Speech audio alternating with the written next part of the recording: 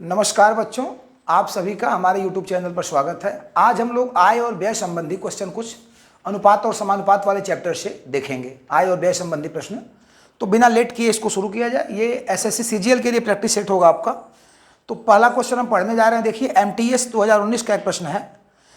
कह रहा है कि ए व बी की मासिक आय क्रमशः 12,000 व 8,000 रुपये हैं। ए व बी की मासिक आय का अनुपात क्रमशः 12,000 व 8,000 रुपये हैं। उनके मासिक व्यय का अनुपात 5:3 5:3 के अनुपात में है। यदि वो प्रति माह समान राशि बचाते हैं, मतलब बचत उनकी समान है, तो प्रत्येक प्रति माह कितनी राशि बचाता है ये नहीं पता कितनी राशि बचाता है, बट दोनों समान राशि बचाते हैं। ऑप्शन आपका देखिए 2,000, 1,500, 800, 1,000। ऑप्शन बेटा है इसमें 2,000, 1,500, 2,000, 800 और 1,000, ये चीज है। देखिए इसमें अब हम लोग शुरू करते हैं इसमें। तो कह रहा है कि ए व बी की आय क्रमशः 12,000 व 8,000 रुपये है। देखिए ए की आय जो है वो 12,000 रुपये है। ध्यान से देखिएगा, ए की आय जो है वो 12,000 रुपया है और बी की आय जो है वो 8,000 रुपया है। ठीक, तो अब हम लोग चूंकि इसको अनुपात में यदि बदलें तो दोनों में हम लोग 4,000 से भाग दे दें। के बराबर 4,000 रुपया हो गए, क्योंकि 4 दूना के 8, 4 तिहाई 12, तो 4,000 से भाग दे दें। तो अब हम देखिए ए और बी, यहां देखिए आय, ए और बी लिख लेंगे और यहां पे आप लिख लीजिए आय, और ये देखिए इनके व्यय का अनुपात है, आय और व्यय। तो अब ये 4 से यदि भाग दे देंगे तो 4,000 से भाग देंगे तो 4 तिहाई 12 और 4 दूना के 8। तो इनकी जो आय है बेटा वो 3:2 के अनुपात में हो गई। इनकी जो आय है वो 3:2 के अनुपात में हो गई। और व्यय यहाँ पे दे ही रखा है कि व्यय का अनुपात 5:3 है। व्यय का जो अनुपात दे रखा है वो 5:3 है और प्रत्येक समान राशि बचाता है। अब हम आपको बता दें हम कि ये देखिए, ये आपका ये आय है और ये व्यय है। ये आय और ये व्यय, ये एक ही आय एक का व्यय। तो आय और व्यय का अंतर बचत होता है। बचत हम लोग मान लें कि x रुपया है। ये तरीका हम लोग तब लगाते हैं जब दोनों की बचत समान हो, नहीं तो फिर तरीका बदल जाता है। यहाँ पे जो तिर्यक गुणा करके लगाते हैं वहाँ पे, तो वो तरीका लग जाता है। तो अब ये देखिए बी की आय और ये बी का व्यय, तो आय में से व्यय घटाएंगे तो बचत हो जाएगा। तो आय और व्यय का अंतर बचत कहलाता है। तो बचत मान लीजिए x रुपया है। अब जैसे कि हमने रूल में पिछली वीडियोज में बताए थे कि 3 तिरिक के 9 और 5 दूना के 10, इसे तिर्यक गुणा करते हैं 3 का 3 में। तो 3 तिरिक के 9 माइनस 5 दूना के 10 गुणे अनुपातिक संख्या के, और फिर नीचे वाले का अंतर करते हैं 5 - 3 या 3 - 5, जो भी करना होता है। तो 3 - 5, तो 3 - 5 और ये जो अंतर है दोनों का, आय और व्यय का अंतर है x, तो x रुपया यहाँ पे लिख लिया जाए। अब ऐसा करने से देखिए 10 में से 9 गया, 1 बचेगा, चिन्ह का ध्यान तो देते नहीं है। और k का मान ऊपर 4,000 रुपया था, जो अनुपातिक संख्या थी वो 4,000 रुपया थी। भाई ये 12,000 और ये 8,000, तो 4,000 से काटेंगे, 4 दूना के 8, 4 तिहाई 12, तो 4,000 से दोनों कट जा रहे हैं, तो अनुपातिक संख्या 4,000 हो गई। तो 10 में से 9 गया, 1 गुणे 4,000। अब ये 3 - 5, 5 में से 3 गया, 2 बचेगा, और 2 गुणे x बचत है, यही मान लीजिए कि बचत x रुपया है। आय और व्यय का अंतर x रुपया लिखे थे। अब x का यदि मान निकाला जाए तो x का मान बेटा हो जाएगा 4,000, 4,000, मतलब x का मान निकाला है 2,000 से भाग हो जाएगी तो 2,000 रुपया हो जाएगा। यानी प्रत्येक की बचत 2,000 रुपया हो गई। प्रत्येक की बचत 2,000 रुपया हो गई। तो देखिए आपका ऑप्शन पहला सही है। ये 2019 एमटीएस का प्रश्न था। एक बार फिर से बता दें, ए और बी की आय क्रमशः 12,000 और 8,000 रुपया है। तो 12,000 और 8,000 में किससे भाग देंगे, दोनों कट जाए, तो 4,000। तो 4,000 इसकी अनुपातिक संख्या हो गई। 4,000 से भाग देंगे तो 4 तिहाई 12, 4 दूना के 8। ए की आय जो हो गई 3:2 के अनुपात में हो गई। ए और बी की जो आय हो गई वो 3:2 के अनुपात में। व्यय की रेशियो दिया हुआ 5:3। व्यय का जो रेशियो दिया है वो 5:3 है। अब मान लिया हमने बचत प्रत्येक कह रहा समान बचाता है, तो बचत कितनी हो गई दोनों की, x रुपया हो गई। दोनों की जो बचत हो गई वो x रुपया हो गई। अब हमने आपको हल करने के लिए बताया था कि तिर्यक गुणा कर देते हैं। देखिए 3 तिरिक का 9 और 5 2 10, गुणे बताया गया था आपको अनुपातिक संख्या, और -5 और 3 का अंतर, 3 और 5 का अंतर, और माइनस जो यहाँ पे आय और व्यय का अंतर है बचत, तो 3 - 5 गुणे x। अब 9 में से 10 या 10 में से 9 जो भी घटाना 1 आएगा। अनुपातिक संख्या कितनी थी, 4,000। अनुपातिक संख्या 4,000 थी। और ये 3 में से 5, और जो आय और व्यय का अंतर है इसको बचत बोल रहा है, यक्स यहाँ लिख लिया जाएगा। अब 10 में से 9 हो गया, 1 गुणे 4000, 2 गुणे यक्स, तो यक्स का मान 2000 रुपया हो जाएगा। यक्स की वैल्यू 2000, यानी प्रत्येक 2000 रुपया बचाता है। तो पहला क्वेश्चन खत्म हो गया। इसको एक बार चाहे तो देख सकते हैं, 1 मिनट। अब दूसरा क्वेश्चन, ये बहुत प्यारा क्वेश्चन है एक। अब इसको ध्यान से देखिए, क्वेश्चन नंबर 2। तो क्वेश्चन नंबर 2 देखिए, यहाँ पे CHSL 2019 का प्रश्न है, इसको हम पढ़ रहे हैं, ध्यान से सुन लीजिए एक बार। ए व बी की आय का अनुपात 2:3 में है। ए व बी की आय का अनुपात 2:3 है और व्यय का अनुपात 1:2 है। और कह रहा बेटा इसमें कि बी के व्यय का 90%, बी जितना व्यय करता है उसका 90% ए के आय के बराबर है, तब उनकी बचत का अनुपात कितना होगा। यानी ए और बी की आय की रेशियो 2:3 है, उनके व्यय का रेशियो 1:2 है। बी के व्यय का जो 90% है वो ए के आय के बराबर है। यानी ए की जो आय है वो बी के व्यय के 90% के बराबर है। तो उनकी बचत का अनुपात निकालना है। उनकी बचत का अनुपात निकालना, तो बचत मतलब आप समझ रहे हैं, आय और व्यय का अंतर होता है। ऑप्शन लिख दें 1:1। ऑप्शन देखिए 1:1, ये 9:8 और 8:7 और 3:2। ये देखिए हो गया आपका 1:1, 9:8, 8:7, 3:2। अभी पहले देखिए यहाँ पे हम लोग ए लिखने जा रहे हैं, ध्यान दीजिएगा, और यहाँ लिखने जा रहे हैं बी। चलिए, तो ए और बी की आय का अनुपात 2:3 है। अब बताइए ए और बी की जो आय का अनुपात है वो 2:3 है और उनके व्यय का अनुपात 1:2 है। उनकी व्यय का अनुपात क्या कह रहा है, 1:2 है। अब यहाँ से थोड़ा सा देखिए दिमाग आपको लगाना पड़ता है कि बी के व्यय का 90%, बी के व्यय का 90% ए की आय के बराबर है। तो दोनों की बचत का अनुपात निकालना। ये बेटा देखो आय है और ये देखिए व्यय है। हमें हर हाल में आय में से व्यय को घटाना पड़ेगा, तभी बचत मिलेगी।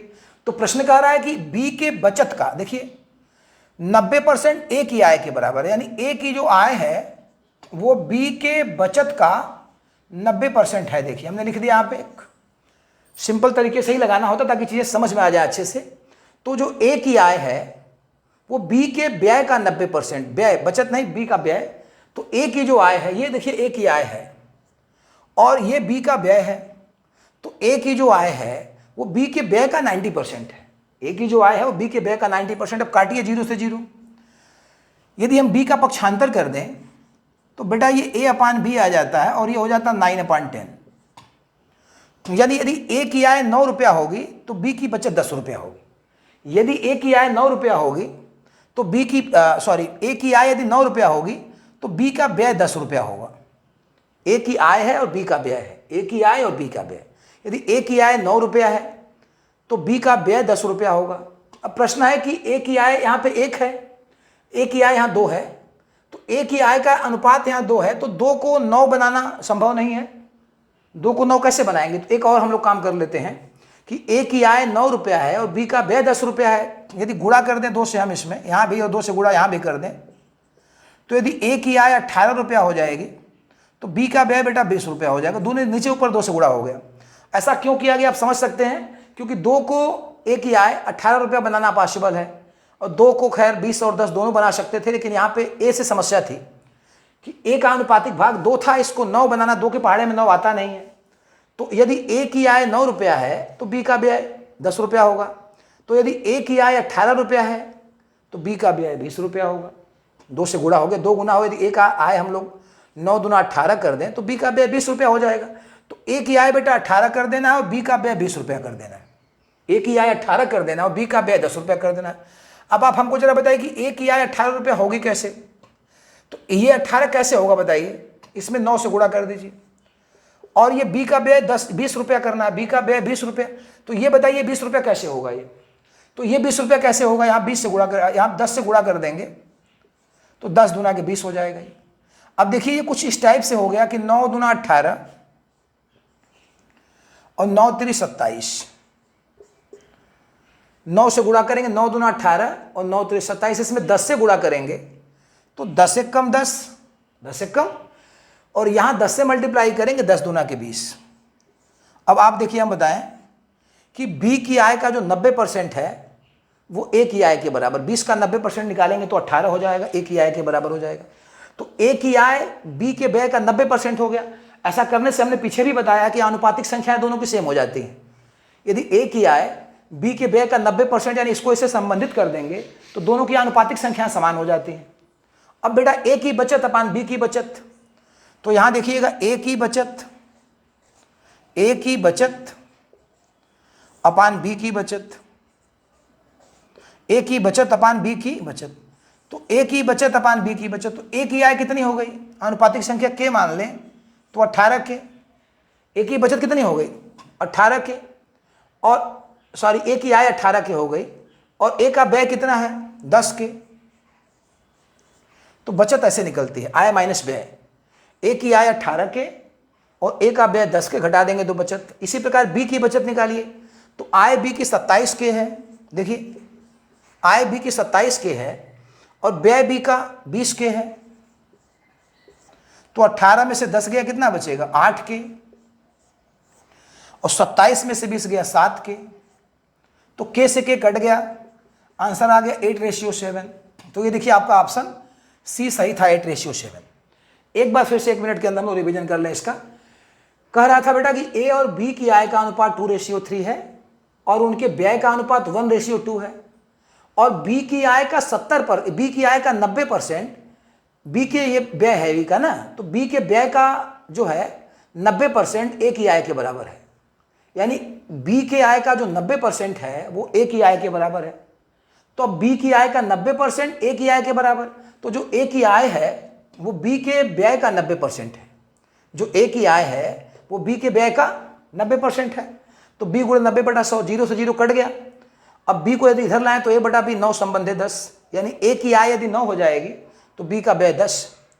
ए की आय 9 और बी का व्यय 10। तो हमने कहा कि ए का आय का अनुपातिक भाग यहाँ पे 2 है, तो 2 को 9 बनाना संभव नहीं है क्योंकि 9 2 के पहाड़े में आता नहीं है। तो यदि इसमें हमने ऊपर नीचे 2 से गुणा कर दिया, ए की आय 9 तो बी का व्यय 10। तो यदि ए की आय 18 कर दिया जाए, 9 दूना 18, तो बी का व्यय 20 हो जाएगा। अब ए का जो भाग था वो 2 था, अब 2 को 18 बनाना संभव है, तो ए की आय बेटा यहाँ पे 18 बना दीजिए और बी का जो व्यय है वो 20 बना दीजिए। अब प्रश्न है कि ए की आय 18 ये बनेगी कैसे, तो ये कैसे बनेगी, इसमें 9 से मल्टीप्लाई करना पड़ेगा, 9 2 जा 18 और 9 3 जा 27।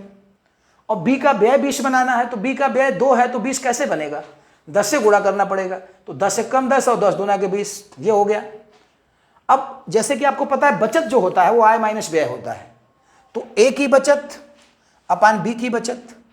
तो हमने कहा कि ऐसा कर देने से ये दोनों जो इसका संबंध बना देने से ये जो है इसके 90% के बराबर है, ये दोनों की आनुपातिक संख्याएं सेम हो जाती है, क्योंकि यदि ये आनुपातिक संख्याएं सेम नहीं होंगी तो फिर इनका संबंध नहीं हो पाएगा कोई। तो आनुपातिक संख्याएं सेम हो गई, तो ए की आय 18 और ए का व्यय 10 के, तो 18 के माइनस 10 के कर देंगे तो ए की बचत आ जाएगी। और बी का आय 27 के और व्यय 20 के, तो 27 के में से 20 के कर दे घटा देंगे तो बचत आ जाएगी। तो 8:7 ये जो है ए और बी के व्यय का अनुपात हो गया, ए और बी के बचत का अनुपात हो गया सारी। तो ए और बी के बचत का अनुपात 8:7 हो गया। तो ये अच्छा सा क्वेश्चन था। और अगला क्वेश्चन इससे भी अच्छा है, उसको भी देखा जाए थोड़ा। क्वेश्चन नंबर 3,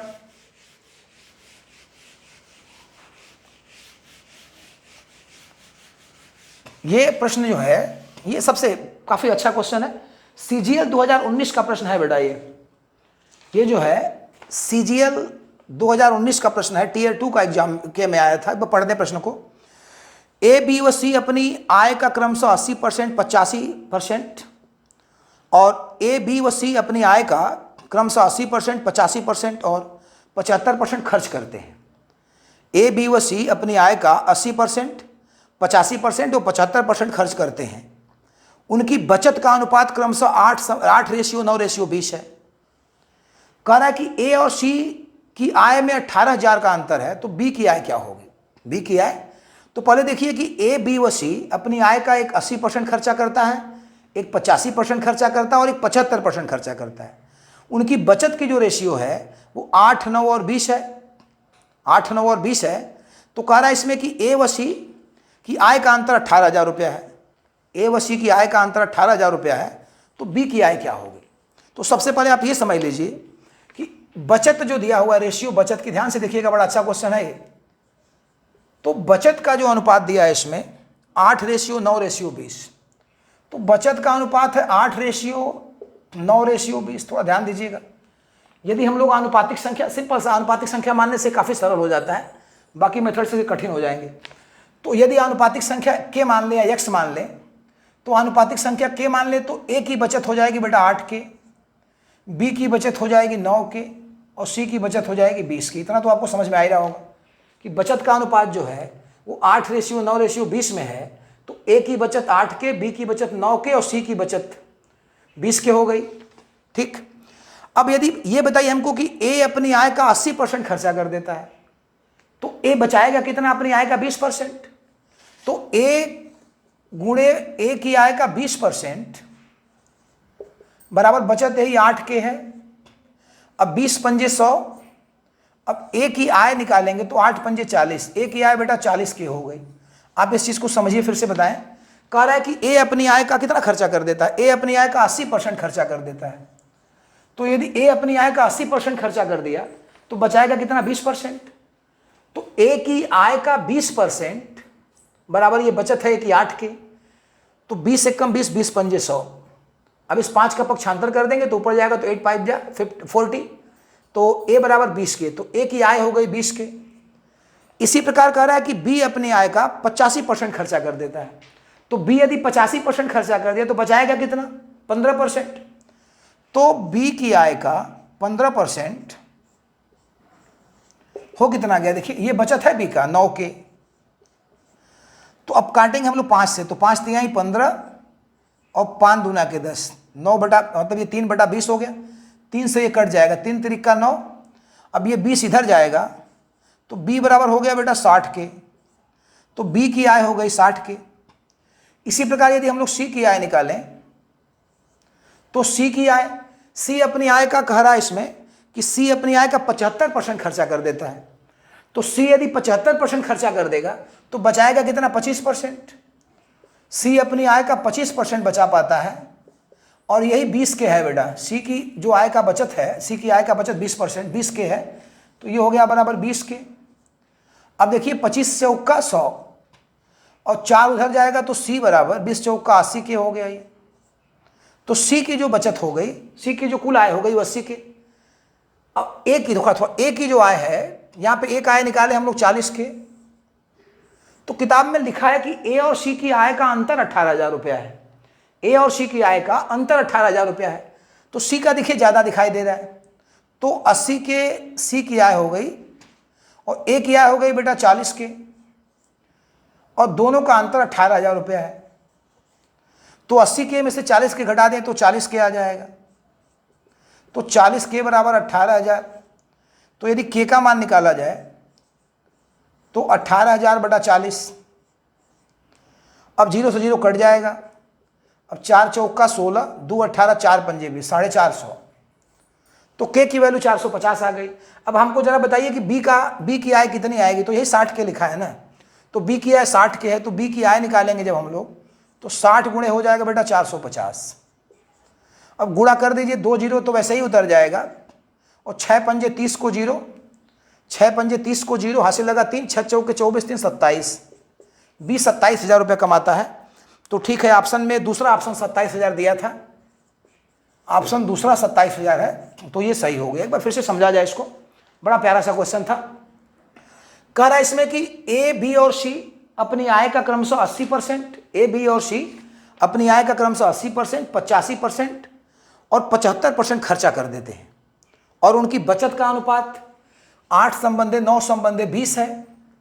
तो अब उनका कह रहा है कि ए और सी की आय का यदि अंतर 18,000 है, ए और सी की आय का अंतर यदि 18,000 रुपये है, तो बी की आय बतानी थी। तो पहले देखिए तीनों का बचत का रेशियो था 8:9:20। तीनों की बचत का रेशियो था 8:9:20। तो हमने अनुपातिक संख्या k मान ली। तो ए की बचत 8k, बी की बचत 9k और सी की बचत 20k हो गई। अब ए अपनी आय का देखिए 80% तो खर्चा कर देता है। तो ए बचाएगा कितना? 20%। तो ए की आय का 20% बराबर 8k बचत है ये। तो 20 पंजे 100 और 5 6 40। तो ए की आय बेटा हो गई 40k। बी अपनी आय का 85% खर्चा कर देता है। तो बचाएगा कितना? 15%। तो बी की आय का 15% बराबर 9K, यही है। देखिए बी क्या बचत 15% बचाएगा 9K, तो काट दिए 5 से, 5 तिहाई 15, 5 दूना के 10, 3 से ये कट गया, 3 तिरिका 9, 20 इधर चला गया तो 60K। तो बी की आय बेटा हो गई 60K।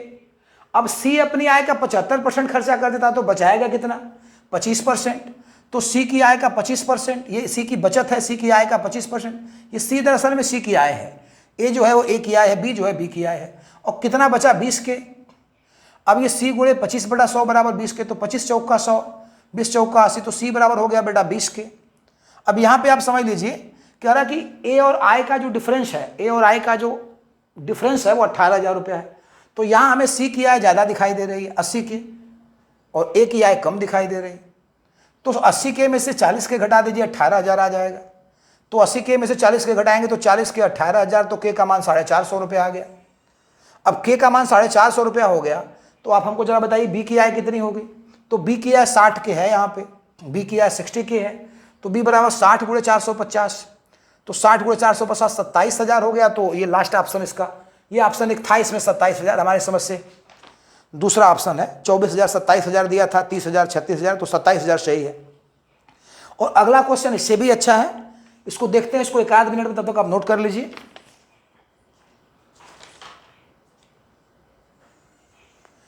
हाँ, तो अगला क्वेश्चन देखिए सीजीएल टीयर 2 में पूछा हुआ है, 2019 या 20 का प्रश्न है, अभी बता देते हैं आपको। आप इसको ध्यान से देखिए। तो चलिए ये क्वेश्चन देखिए सीजीएल 2020 का है, तो नया क्वेश्चन है, प्रैक्टिस करने के लिए अच्छा है, पढ़ दे एक बार। कह रहा है कि ए की आय बी की तुलना में 60% कम है। ए बी से 60% कम कमाता है। ए का व्यय 20 के व्यय के 60% के बराबर है। ए जो है वो बी के व्यय के 60% के बराबर व्यय करता है, और ए की आय बी की व्यय के 70% के बराबर है। ए की जो आय है वो बी के व्यय के 70% के बराबर है। तो ए और बी की बचत का अनुपात, बचत फिर हो गया आय माइनस व्यय। तो अब ऑप्शन पहले इसको लिख देते हैं। यहाँ पे हम देखिए 3:8 दिया हुआ है ऑप्शन, 3:8, 4:7 दिया बेटा इसमें, तो 3:8, 4:7, 5:9 दिया इसमें, और 2:5 दिया हुआ है इसमें। तो अब हम लोग थोड़ा सा प्रश्न को एक बार फिर से देखिए। यहाँ पे पहले हम लोग लिख लेंगे ए और यहाँ लिख लेंगे बी, और बनाया जाएगा आराम आराम से। यहाँ पे हमने ए लिख लिया और यहाँ बी लिख लिया। तो कह रहा है कि ए की आय बी से 60% कम है। ए की आय बी से 60% कम है। तो अब बताइए कौन ज्यादा कमा रहा है। ए की आय बी से कम है 60%, मतलब बी ज्यादा कमा रहा है। तो यदि बी 100 रुपया कमा रहा होगा तो इससे 60 कम कर दीजिए ना आप, ए 40 रुपया कमाएगा। तो रेशियो देखेंगे तो कितना हो गया 4 और रेशियो 10, 2 से फिर भाग दे दीजिए, 2 दूना के 4, 2 बचे 10, 40% का मतलब ही होता है 2/5। तो आय का अनुपात हो गया बेटा 2:5। अभी समझाते हैं फिर से एक बार, या समझ लीजिए। कह रहा है कि ए की आय बी से 60% कम है, यानी बी ज्यादा कमा रहा है, और बी से 60% कम है ए की। तो बी यदि 100 रुपया है तो 100 में से 60 घटाएंगे तो ए की 40 हो जाएगी। रेशियो निकालेंगे 2:5, तो ए की आय का अनुपात हो गया इसमें। आय लिख दें यहाँ पे हम, देखिए इनकम आय। ये व्यय जो हो गया इसका, व्यय कह रहा है इसमें, देखिए कह रहा है कि बी का ए का व्यय बी के 60% के बराबर है। बी ए का जो व्यय है वो बी के व्यय के बेटा 60% के बराबर है। ये भी बड़ा अच्छी चीज़ है। बी को आप नीचे ला दीजिए फटाफट। तो बी को जब आप नीचे ला देंगे तो 0 0 कट जाएगा, और 2 तिहाई 6, 2 बचे 10। तो बेटा व्यय 3:5 के अनुपात में है। तो व्यय 3:5 के अनुपात में है। अब एक अंतिम कंडीशन सबसे इंटरेस्टेड है, कह रहा है कि ए की आय बी के व्यय के 70% के बराबर है। ए की आय देखिए ये वाली है, और बी का व्यय ये है। तो कह रहा है बेटा कि ए की जो आय है वो बी के व्यय के 70% के बराबर है। यानी काट दे तो हो जाएगा, बी को नीचे लाएंगे तो ए अपान बी बराबर हो गया बेटा 7/10। यानी यदि बी का खर्चा 10 रुपया है तो ए की आय 7 रुपया है। ये ए का आय है और बी का व्यय है, ए का आय है और बी का व्यय है। तो यदि ए का खर्चा 10 रुपया है तो ए की, मतलब बी का खर्चा 10 रुपया है तो ए की आय 7 रुपया है। अब ए की आय का अनुपातिक भाग देखिए 2 है यहाँ पे, तो 2 को तो 7 बनाना संभव है नहीं। 7 को 2 कैसे बनाएंगे, 2 तो 7 के पहाड़, 7 तो 2 के पहाड़े में आता नहीं है। तो ए की आय 7 तो बी की आय 10, तो हम 2 से गुणा कर दें। तो यदि ए 14 रुपया कमाएगा यदि ए 14 रुपया कमाएगा तो बी 20 रुपया खर्चा करेगा, कमाएगा नहीं। बी का खर्च है, ए की आय बी का व्यय। तो ए की आय 14 कर दीजिए और बी का खर्चा 20 कर दीजिए। आप हमसे बताइए कि 2 को 14 कैसे कर पाएंगे आप? 2 को 14 कैसे बना पाएंगे? 7 से गुणा करना पड़ेगा। और बी का व्यय 20 बनाना है। अब बताइए 5 को 20 कैसे बना पाएंगे? 5 को 20 बनाने के लिए इसमें 4 से मल्टीप्लाई करना पड़ेगा। अब देखिए हो गया 7 दूना के 14 और 7 पचे 35। 4 से गुणा करिए, 4 तिहाई 12 और 4 पंजे 20। अब ये देखिए एक संबंध बन गया कि ए की आय बी के व्यय का 70% है। तो ये दोनों में एक संबंध स्थापित कर देने के बाद आपको बताया गया है कि दोनों की जो आनुपातिक संख्याएं हैं वो बराबर हो जाती हैं। अब हमें दोनों के बचत का अनुपात निकालना है। तो ये आनुपातिक संख्या दोनों की सेम हो गई। तो ए का बचत अपान बी का बचत, या ए की बचत अपान बी की बचत, 14 के माइनस 12 के आय माइनस व्यय, और यहां 35 के माइनस 20 के आय माइनस व्यय। अब बेटा ये 14 में से 12 गया 2 के हो गया, और 35 में से 20 गया कितना हो गया 15। 35 में से 20 15 के हो गया। के से के कटता है 2:15। तो उनकी बचत का जो अनुपात है वो 2:15 हो गया। ए और बी की बचत का अनुपात 35 और 20 15 और 2 2:15। तो 2:15 है इसमें। तो एक ऑप्शन यहाँ पे बेटा 5 की जगह 15 बना लीजिएगा। ये ऑप्शन सी लास्ट वाला सही है। CGL Tier 2 का था, उसमें 2020 का प्रश्न था। एक बार फिर से आपको बता दिया जाए। कह रहा था बेटा कि ए जो है, ए की आय बी से 60% कम है। आराम आराम समझिए। ए की आय बी से 60% कम है, यानी बी की ज्यादा है, ए की उससे 60% कम है। तो बी यदि 100 रुपया मान लें तो इससे 60% कम कर देंगे तो 40 ही बचेगा ना। तो ए और बी की आय का अनुपात हो गया 40 और 100। काट देंगे 40% का मतलब 2/5 होता है। 20 दूना के 40, 20 पंजे 100। तो आय का अनुपात बेटा 2:5 हो गया। अब कह रहा है कि जो बी का व्यय है वो ए का जो व्यय है वो बी के व्यय का 60% है। जो ए का व्यय है वो बी के व्यय का 60% है। तो ये ए का एक्सपेंडिचर जो है, ए का जो व्यय है वो बी के व्यय का 60%। अब 60 है तो 0 से 0 कट गया, 2 तिहाई 6 2 पचे 10, 3:5 बी को हमने इधर कर दिया पक्षांतर करके। तो ए और बी के व्यय की रेशियो 3:5 हो गई, लिख दिया हमने। और एक अंतिम कंडीशन जो सबसे इंटरेस्टेड थी कि ए की आय बी के व्यय का 70% है। ए की आय बी की आय की 70% है। ए की आय बी के व्यय का 70% है। ए की आय बी के व्यय का, ए का आय था और बी का व्यय।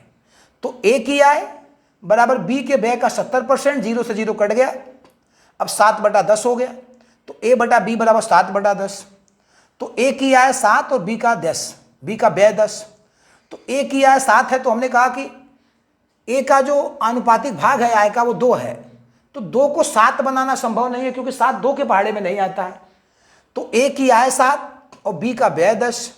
तो यदि ए की आय 14 कर दें 2 से गुणा करके तो बी का व्यय 20 हो जाएगा। अब 2 को 14 बनाना संभव है। तो ए की आय बेटा 14 बना देनी है आपको।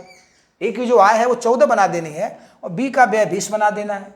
यानी ए की आय को 14 बना देनी है। तो आप हमको बताइए कि 14 कैसे बनेगा? तो 7 से मल्टीप्लाई करना पड़ेगा। तो 7 दूना के 14 और 7 पचे 35। अब ये देखिए इसको 20 बनाना है। बी का जो व्यय है वो 20 बना, तो बी का व्यय 20 कैसे बनेगा? 5 को 20 कैसे बनाएंगे? 4 से मल्टीप्लाई कर देंगे। 4 तिहाई 12, 4 पंजे 20।